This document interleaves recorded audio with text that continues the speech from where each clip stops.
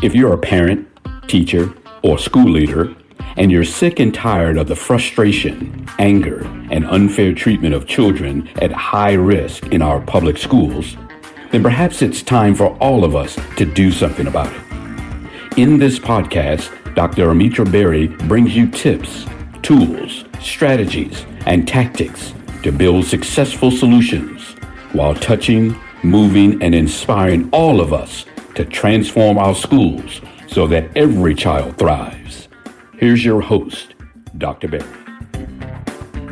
Welcome back, Equity Warriors. Thanks for tuning in to today's episode. Now, I've been on the intersection of education and politics. Today is a little light on the politics, but I'm sure you're going to see the connection, the intersection. Today, I want to talk about a topic that really demands more of our attention, and I don't do it as explicitly as I should very often, and that is talking about the impact of racism on Black children. Racism, the big R word, it is pervasive, and it affects various pieces of our society, but the consequences on our young learners, particularly our Black learners, are concerning.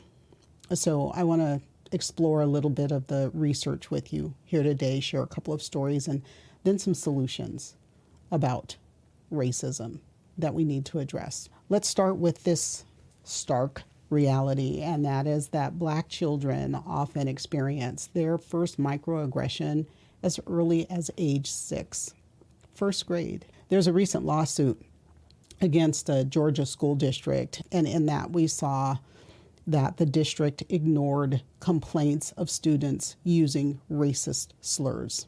Just ignored it. Black children who reported those instances, they face consequences for reporting. The Black kids who were being called names were punished for reporting that discrimination.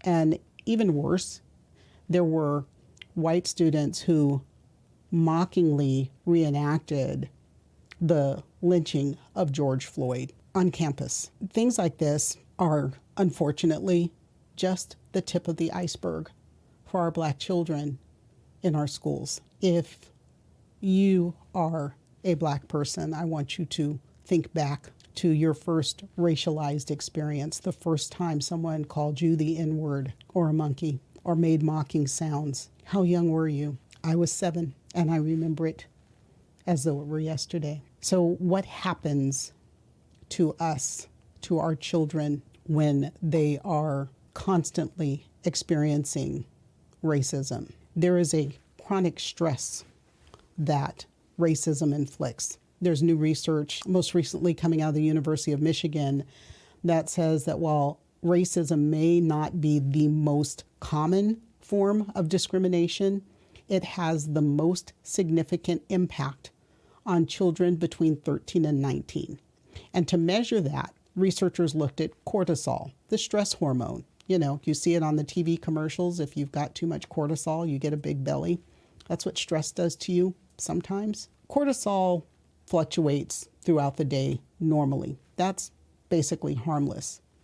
But when stress hormones, cortisol, are activated and elevated consistently because of discrimination, because of racism, it impacts health. It leads to things like anxiety, hypertension, heart disease, that's high blood pressure, hypertension, even cancer. It's called weathering. It wears and weathers on the bodies, and that is why you have such a high percentage of Black people that have anxiety and hypertension and heart disease in this country. Now, our young Black boys and girls do experience racism differently. There's a case in Utah where 2 Black teen sisters in a predominantly white school district were facing racism that sometimes manifested in their bodies as anxiety or uncontrollable body twitches.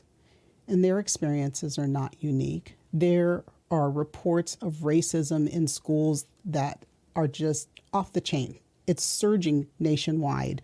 Not too long ago, I had a guest from the Anti-Defamation League, and one of the things we talked about is the ADL's work on racism, and people tend to equate the ADL with only being concerned about issues of the Jewish people. They are not. So I invite you to go back and take a look at that episode or listen to that episode and my guest from the ADL. So reporting racism in schools is uncomfortable for many children, and that makes it even more uncomfortable, particularly for Black girls. And in this case in Utah, the children were concerned about being accepted at school. They were concerned about police brutality for good reason, stereotypes, unfairness, and on top of just the race issue, Black girls also have to deal with sexism and that additional intersection and how people perceive our young Black girls and sexuality. The impact of racism on Black youth is not isolated.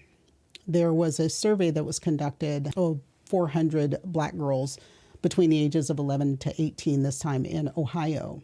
And in that survey, they found that, or 60% of these young girls reported they believed that they had been mistreated because of their race. 60% reporting that they had been mistreated because of their race. And a very similar percentage, it was the high 50s, that felt that they had been treated unfairly because of their gender. That research highlights the different stressors that affect our children, in this case, our young girls' mental and physical health. There is bullying, there's colorism, there's body shaming.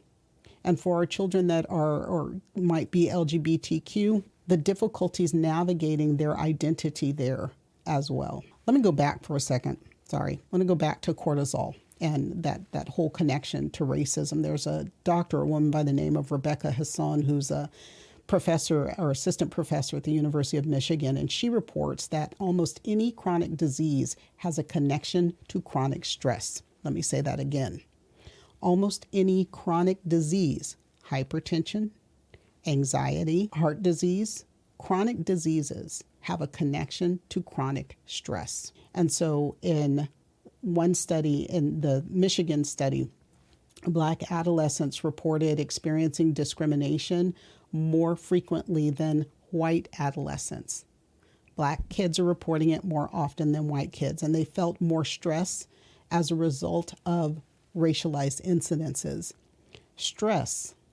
Think about yourself. Stress disrupts your sleep. It disrupts your mental well-being. It disrupts your physical well-being. So the question becomes, how do we disrupt this cycle of racism and its impact on our Black children?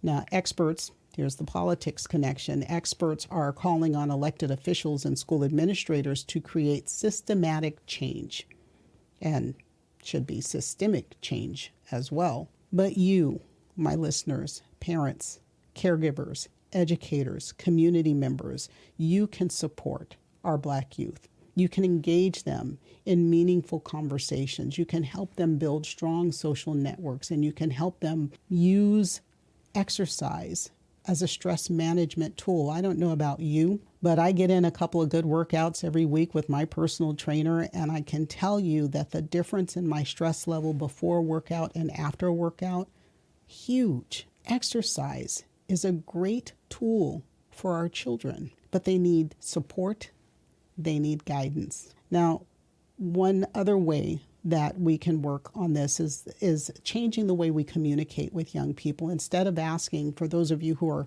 parents and caregivers, instead of asking when they come home from school, you know, what's the question you ask? How was school today? And they'll say, it was okay, or all right, or right. We need to learn to ask in ways that will engage them. We need to ask them questions like, what's worrying you today? Or what did you like about school today? I've noticed that you've been wearing certain colors. Is there anything, is this a new thing about these colors? Or is this your new favorite color?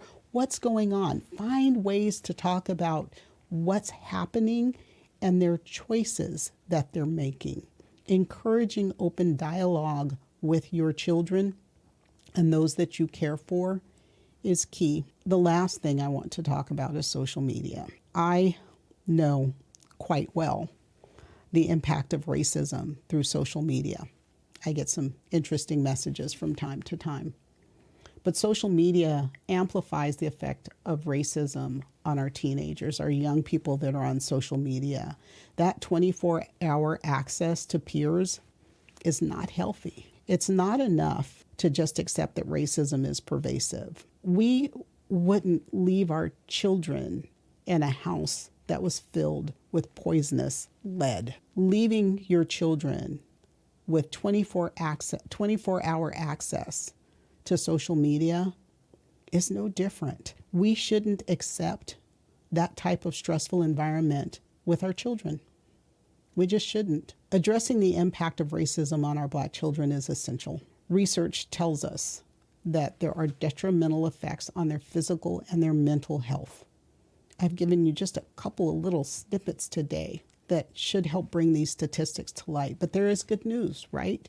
We can disrupt this cycle. It does require a commitment from all of us, from policymakers to parents, from educators to community members, all of you who are listening, and the people that you can reach. Let's work together to create a future where our Black children can thrive without the burden of racial stress. Remember to vote. Remember to vote in your local elections. And remember to join me again next week. Connect with me on social. Use those links down in the notes.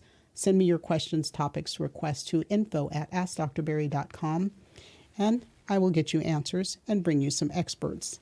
Don't worry about the things you cannot change. Let's change the things we can no longer accept. And I'll see you next time.